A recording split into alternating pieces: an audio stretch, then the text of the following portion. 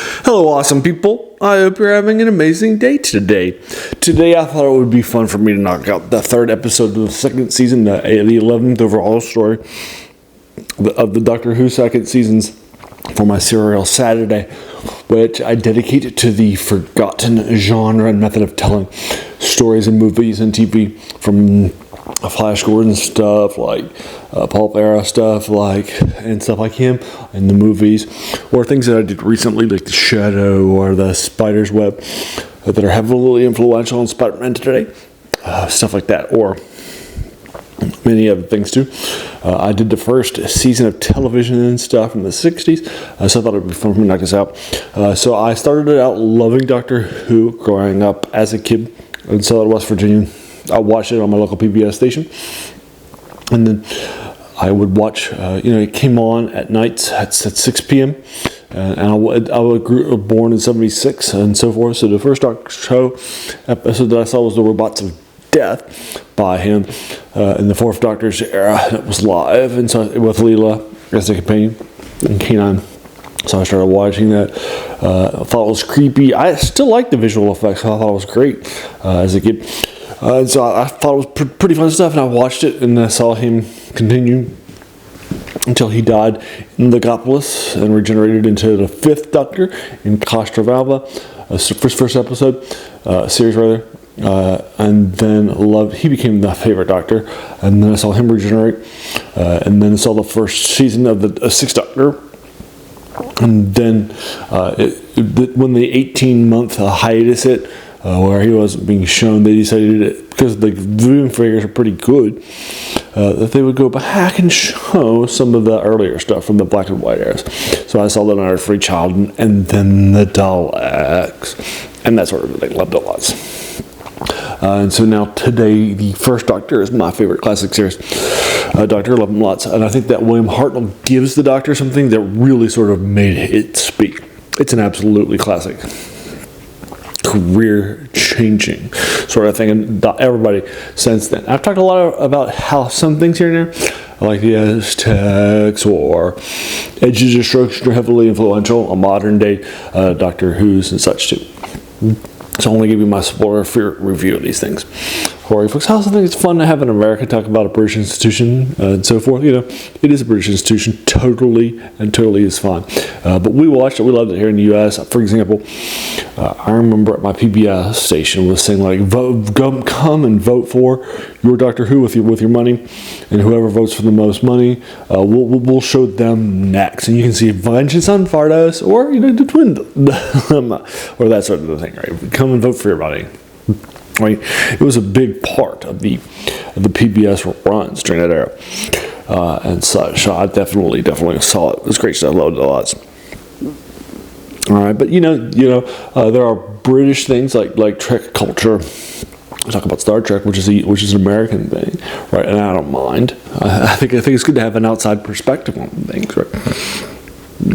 So I think it's valuable to talk about it and so forth. So here's my thoughts on the review. So the review starts, again, it's the first Doctor, William Hartnell, and this is the introduction of the new sort of Susan, his granddaughter, surrogate Vicky. She's played by Maureen O'Brien, and she's introduced in this era.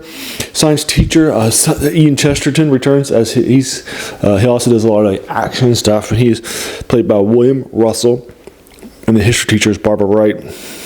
She provides that sort of historical context, which we'll be having for the next one, The Romans, by Jacqueline Hill. All right, so one new character is sort of introduced in this. It's disposable is Ray Barrett's Bennett. Ray Barrett's Bennett. And they're both spelled with two N's and two T's. So I had to double check to make sure I got that right. All right, and then produced by Verity Lambert, still the first female and youngest drama in BBC, written by David Whittaker and directed by Christopher Berry. Again, like I mentioned before, this was designed as a short vehicle to replace Susan with Vicky and introduce her. It was filmed at the same time as The Romans was. The next one, the four-parter, or the farce, that will be next. and that sort of thing. All right, so in the first episode, I like to give some of the things, but since it's half of a 2 episode, I'll probably the first few minutes. So show the TARDIS arrives at a distant planet called Dida that the Doctor recognizes because he's been to it before, and he's even named calls Susan early on in the TARDIS. And we'll see that the people here are peaceful to an extreme, according to him, but then they begin exploring and run into a native called Coquillian, who is not that nice at all.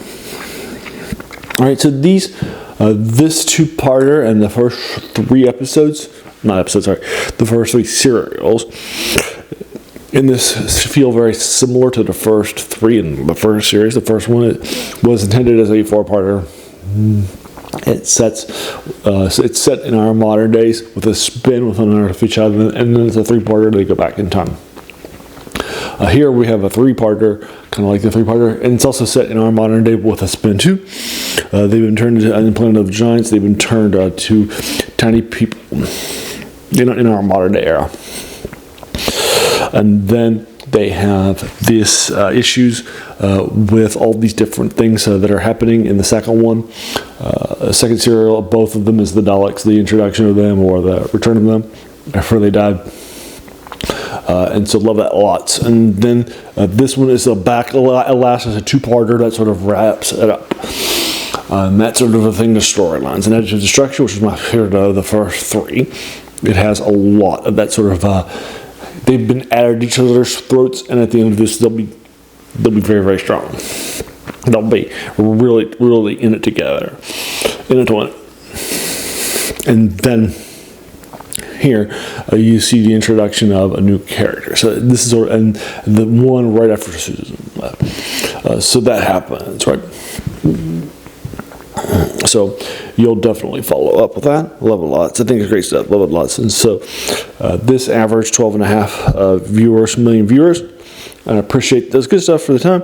I appreciate that the idea of on it on paper, and I guess, but my guess is I guess the secret ending to this you're not supposed to realize until the last few minutes when I was a kid and watching it on TV, right, and so forth. I don't think it's particularly suspenseful. I also love the sets and such, but for a crashed spaceship that's been turned into people, could land, turned into a home. I do like that. I think it's good stuff, but it hasn't really sort of any great moments to sell itself like the previous ones. So I'm only giving it a 6 out of 10 right here, folks. But it's not that long, and it's not that too poorly paced because it's not that long.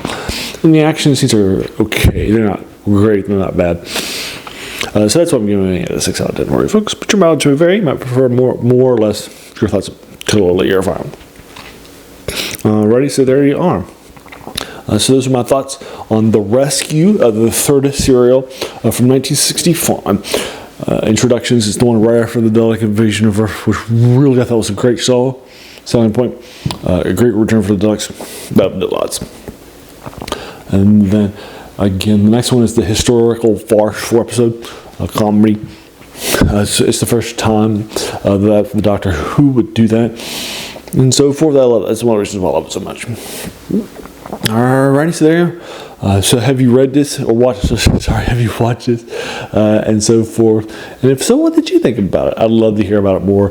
What your thoughts are, and in the comments below. As you know, and try to keep it spoiler free. But did you agree or disagree with my 6 out of 10? Oh, would you say it's better or worse? I'll be happy to talk about that further. Whatever your thoughts are in the comments below, as long as you keep it spoiler free. And then also, as you know, if you want, I like to do a lot of these spoiler Saturdays, like I said earlier. Then all season 1 of Doctor Who, and the first few serials of season 2. So if you like that stuff, check it out. You can also check out some of my older movie serials too that I've done, from Captain Marvel to stuff like Batman and Robin, that sort of thing too. The Green Hornet and that sort of things. I've done tons of those.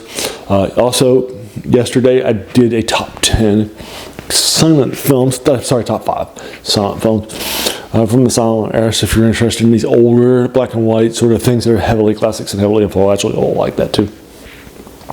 And then I try to do one of those every Friday of top 10s or from films, different types I did. The animated films last week. And then on Monday I do reviews of older things. I did Studying of the Hill Giant Chief from 1978 by Gary Gygax in the first module, but published by TSR for the Dungeons & Dragons game. And then I'll be doing another one on the middle one of G2 by him too. And then I also on Wednesday I did the British game that was just released, 2 Point Museum was just released a couple weeks ago, and I already put like more than 30 by now 30 hours into it. So that's good stuff. To love a lot. So I like to do video games on Wednesdays, older role-playing games, war games on reviews on Monday. Then the movies, and I also try to do 3 older reviews of science fiction, fantasy, and horror that are sort of the 3 caveats that my channel likes to bring together, and so forth of things. And so I'm going to be doing a lot of those too. And so that's also, so I got like recent things I've done is Michael Moorcock. I did Robert E. Howard. H.P. Lovecraft was on Tuesday, and on next Tuesday I just posted the initial story Who Goes There by John Devil Camuel that inspired the 2 Thing movies. So if you like that, you can definitely check out those other things too. And that's the reason. So if you like all those things, make sure you hit the like button, the subscribe button to watch them too. Hit the bell icon to be notified of my 7 videos a week, and then let your friends know too. I'd be happy to bring them. And then also, that all that older stuff tells you that's the passion of this channel, right? It's also where its name comes from too. The worst thing about new books is, that's a quote by a French philosopher, Jacques Joubert, who said that the worst thing about them was that they kept us from reading the old ones, right? So there's definitely some older stuff out there that we've definitely, in this case, we're watching, but you get the idea. It's heavily watching on today, or we might have forgotten about in some cases.